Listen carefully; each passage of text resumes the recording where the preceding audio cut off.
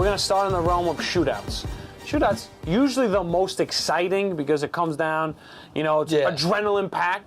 So does soccer? I'm going to kick this to Chris. He's our biggest soccer guy. Does soccer and hockey? We're going to put them together. Do they have it right with shootouts? Do you think shootouts is the best form of a tiebreaker there is? For soccer, I think that it makes the most sense for soccer, and it's exciting. But it's kind of a luck thing too. That's what I don't like. But the problem is, you got a game where you're playing, 90 minutes and nonstop. These guys are exhausted. Exactly. You can't make more subs. If they were to change the game, you allow more subs, which they're starting to do. They're starting to allow more subs in overtime because you get one extra time, of 30 minutes, and then it's a shootout. That's the one thing. You have soccer is this low-scoring game. Very low scoring, yeah. Extremely skilled and long game, and then all the 120 minutes is it's just boom, goal. It's just a shoot, game over. You know what I mean? Right. So kind of what you said, it's that little bit of luck goes against soccer, but until they find a better thing, these guys are exhausted. They'd be exhausted if they, Imagine the game goes, because they'll be so tired that there'll be no goals scored. Yeah, because nobody's going to run. Go 200 minutes.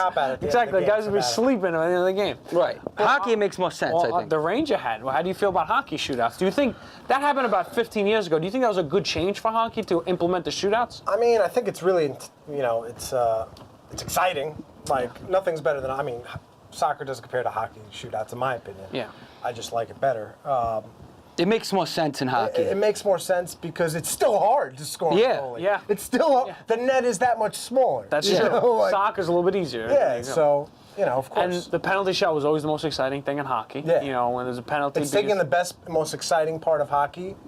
Well, besides the hitting and the cool stuff. But what it used to be like overtime, overtime loss. I do like that hockey has the caveat where it's shootout in the regular season. It used to be tie in the regular season. Now it's shootout in the regular season. But in the playoffs, it's overtime. Because we're talking about tiebreakers. There's nothing cooler. One of the coolest things is playoff hockey and playoff overtime hockey. Sudden death. Exactly. When you get to that second overtime, that third overtime, because hockey is it bounces off the ice weird, and then and then you get a goal. Like that's why it's so cool. Like because you ever watch a hockey game with Paul? No, I don't think it's a sight to behold. That's exactly what it is.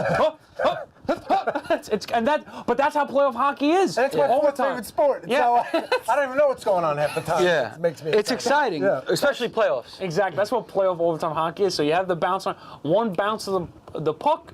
Game's over. Now, and I think that's really cool. Isn't it in hockey where, like in the regular season, if you go to shootout, if you lose in shootout, you get a point. If you win, you get 2 points. Is that how it works? Exactly. Just win or loss in overtime, like it used to be. Yes, it's win.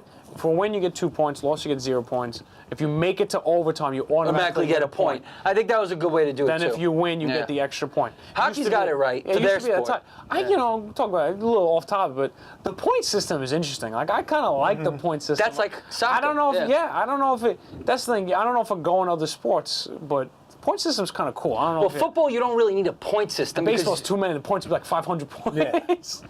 Well, and you can't really have time. Yeah, there's no time either. There's no clock. Exactly. That's why you can't. So extra innings is all you could.